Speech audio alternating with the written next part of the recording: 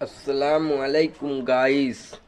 দুই কারণে নারীরা বেশি বেশি জাহান্নামী হবে, আসুন সেই কারণ দুটি আমরা হুজুর মিজানুর রহমান আজারি সাহেবের কাছ থেকে জেনে নিই। ভিডিওটি একবার দেখে যান গাইস।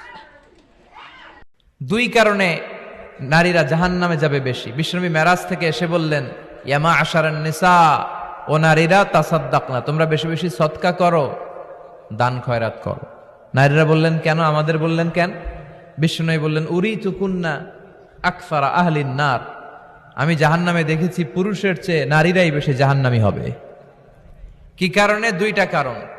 তাকফুরনাল আশিরা, সবাই না, অধিকাংশ নারীরাই স্বামীর অস্বীকৃতি করে।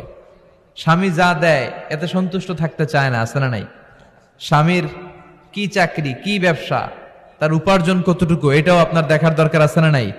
এখানেই তো আপনার সবরের বিষয়। জান্নাত তো এমনি এমনি আসবে না বোন। ঝগড়া লাগলে এক মহিলা আরেক মহিলাকে লানত দেয়। জুরির বোনেরা অবশ্য এগুলো দেয়